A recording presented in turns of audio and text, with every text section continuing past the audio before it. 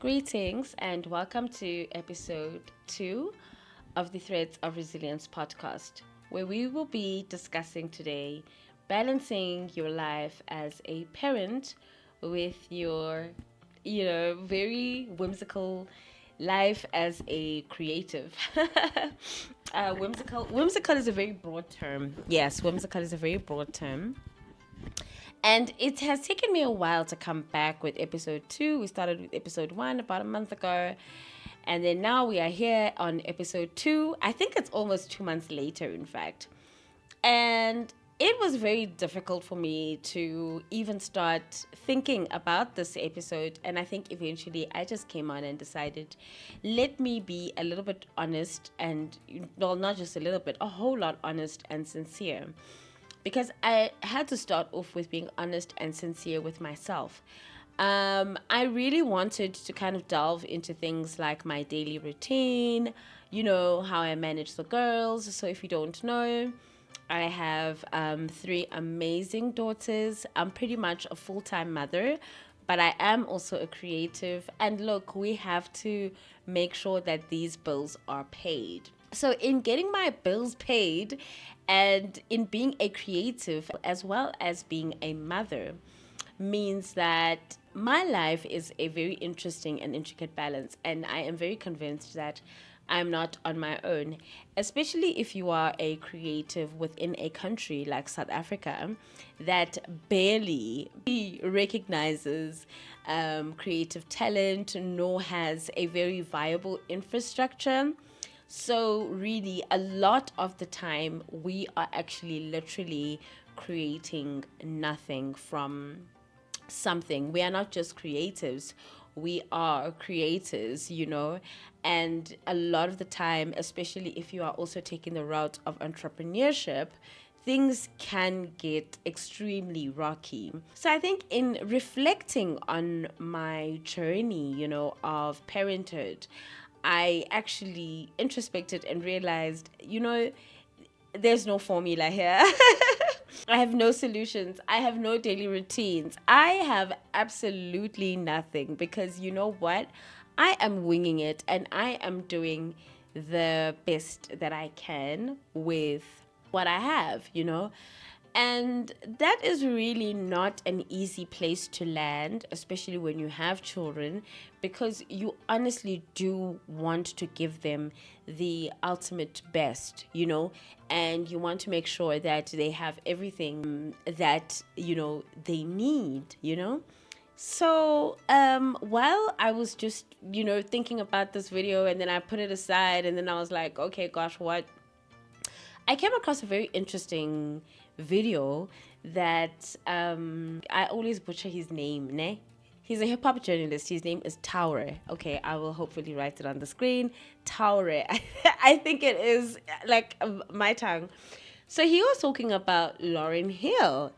And I think if you know Lauryn Hill or know about Lauryn Hill, you will know that especially after she became extremely famous, she became infamous for showing up late to shows.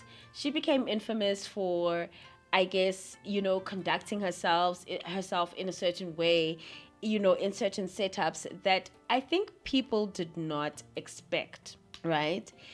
And, in analyzing this whole situation with Lauren, and because I think, because Tara, is a hip hop journalist and he has had a lot of insight, his answer came to something that I did not expect of why is Lauryn Hill like that? Because I am at that point in my life. I'm at a point where I have to say no to certain things. I have to show up to certain places late because, I don't know, my day is dictated by my daughters. And depending on the mood that they are in on that day, that will determine the rest of how my day will go. And it's not an easy place, right? Because when you are really like, striving for I guess, raising your daughters in an amazing and liberated way, there are just certain parameters that kind of naturally fall in place. There's times where you are just tired. Like, you are just tired. And So you can't maybe say yes to extra work. You can't say yes to free work. You can't just be out here. You can't just be out here saying yes to everything, yes to everybody, and being available for everyone, because your children come first, right? And so you have Lauren, and the conclusion that Tara came up to is that the reason why Lauren Hill is the way that she is today is because she, unshackled herself of all these expectations that the world had of the famous version of Lauren, or the extremely successful version of Lauren. And she was just like, I'm just putting my kids first. And even if it means that I'm going to get to the show late because, my daughter had homework or something came up. And that is the reason why she's always late to shows. Apparently, it's because she's a family woman. And look, I can see it. I can see it. Literally, I can see myself. Kind of showing up to places late. I can see myself not showing up. I can see myself showing up at 2% because my, like all my resources are essentially depleted most of the time by my daughters, and I am absolutely not complaining. I know that there is a lot of content going around at the moment where people are saying they are regretful of their experiences as a parent, or being regretful of becoming a parent. And I don't want to talk about people who don't want to have kids, because I can respect that, but I think that when they are already here, it's like, let's also just remind ourselves that they children also did not ask to be here. We as children also did not ask to be here, right? So today I just kind of want to, maybe have an open conversation about how, I guess, stay in touch with my creativity despite, daily challenges, that may come about, or despite me feeling like I am, like some of the decisions I am making are not, maybe good for my career, but are good for my daughters. And some decisions maybe are not good for my daughters, but good for my career, And so I think it's a kind of like give and take situation where I've also had to learn to trust my intuition. For instance, I know that I don't do well in a 9 to 5. So I decided I'm going to start my own business. I also know that, I need to work with people whose priorities are similar to mine. I find myself working better with other parents or people who understand the parenting journey. It's not only people who are parents that understand the parenting journey, and it's not only people who are, the greatest parents in the world that understand, It's think about connecting on that level, that where I say, hey man, like my child is sick, I think so many of us, I think especially as working class individuals, especially as people who maybe are working 9 to 5s, it can get challenging when your own boss doesn't believe that you need to take leave, or you become a problem. And I don't think that those are things that of course they're designed to make us feel bad. But it's like, like at which point, right, do we then kind of start to make room for people and people being human, And I think it's always hilarious to me that, like, in these corporate spaces, like, all of these things happen. Well, not hilarious in, like, a good way, but, like, things happen. People lose their jobs because you're taking too much leave. Your child is always sick, blah, blah, blah, blah, blah, this and that and that, And then eventually you kind of find yourself being cut out, being ostracized, or feeling, or just straight up, like, just losing your job, getting retrenched, or being asked not to come back after your maternity leave. The craziest things are happening to people because of parenthood. And I think that it is because of the cruel world that we live in, right? And so I think when those things used to happen to me, and still do happen to me, where I am discriminated because I am a mother, I used to gaslight myself into being like, oh my gosh, like I'm the shit person. I'm the worker that lacks discipline. But it's like, no, it's absolutely not like that. And we really do live in a society that is like upside down, in terms of its values and morals. So naturally, I'm not saying as mothers we deserve spiritual treatment or whatever, but it's like, to live in a society that is like, I guess, whole and within its purpose means that, you know, mothers are automatically respected. People who need to be there for their children in a certain way need to be respected, because it's also like these are like these are the people who are going to be, I don't know, doctors and shit in the future. So they also do need like a solid foundation. Yeah. So I think for me, the past 2 weeks, 2 or 3 weeks, were particularly challenging because there's so many challenges that I'm facing in my business. I am a extremely reluctant entrepreneur, because I am mainly a creative first. I live in my own world. I love my words. I love my poems. But I have been in a position where I've had to really start my own business. And now I can see this business kind of like, taking shape. And so that means that the challenges do get bigger. And in some areas, I realize that I'm absolutely not equipped. And I think that if it wasn't for my journey as a mom, I wouldn't be willing to learn or to grow the baby that is my business, because that is exactly how motherhood is. It's like being thrust into a big role and you just kind of have to go with it. You have to ride it through. You have to see to finish that this child is clothed, fed, and everything. And it's like, no one taught me this, And I think that's the same thing that I've been going through with my business. And again, with my parenting, because I have a preteen, and so I have two preteens and a toddler. And so, the dynamic in the house can shift, emotions can do the most.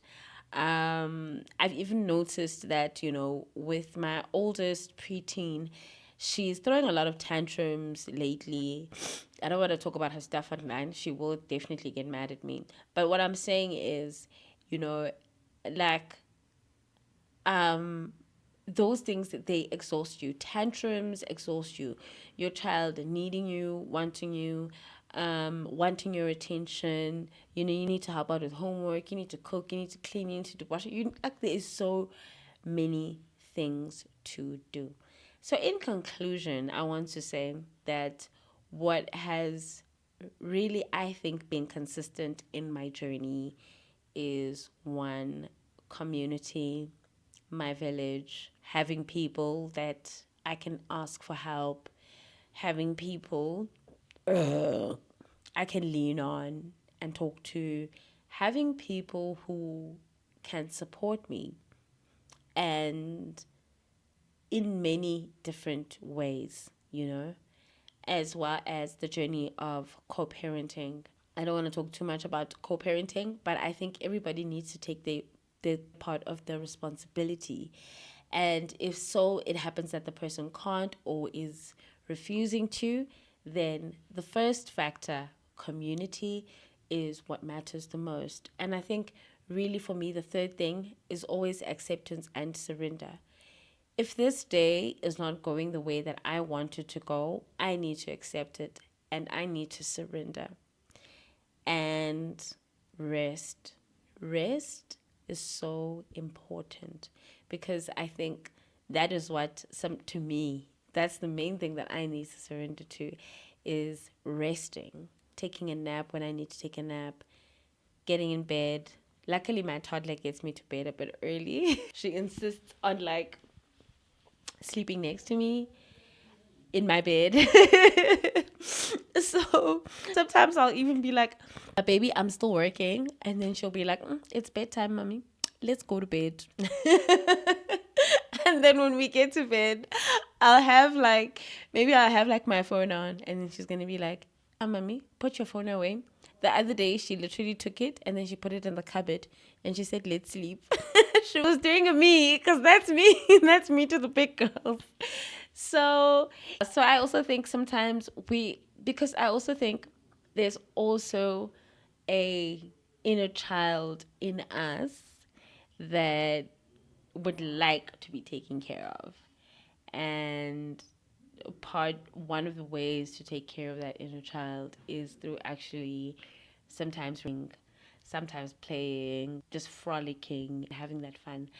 I'm not trying to gaslight people who are having regrets about having children, but I think sometimes it's important to take a break. It's important to rest. It's important to inform people around you that I am not feeling kosher. I am not feeling myself.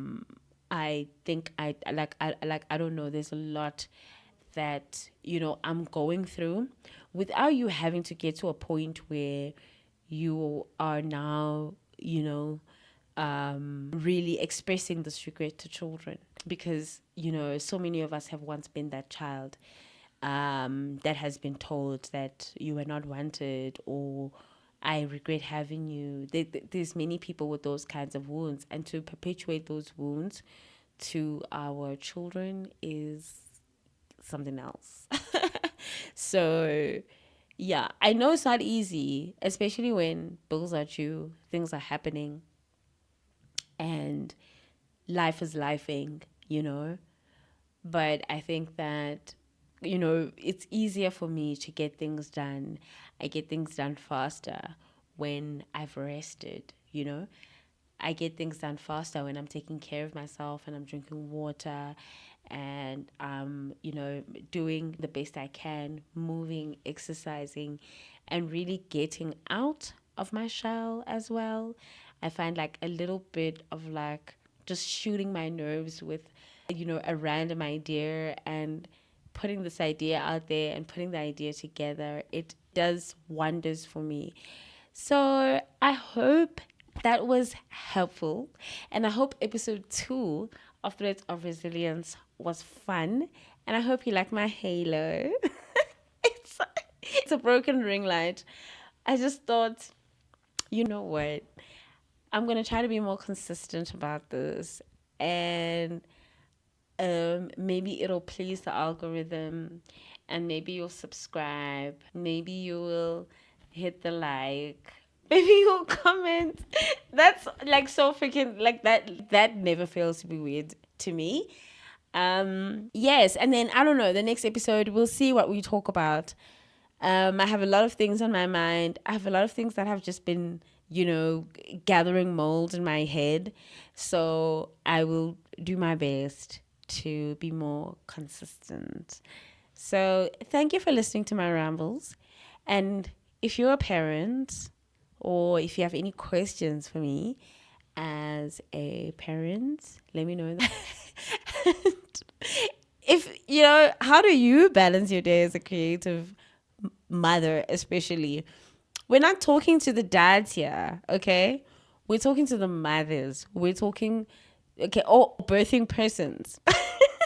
We're talking to the ones, when a child falls, rarely does a child say papa or tata when they fall. They say mama. So I'm talking to you, girl, the one whose name is said 1 million times a day. How are you, queen? Thank you for listening.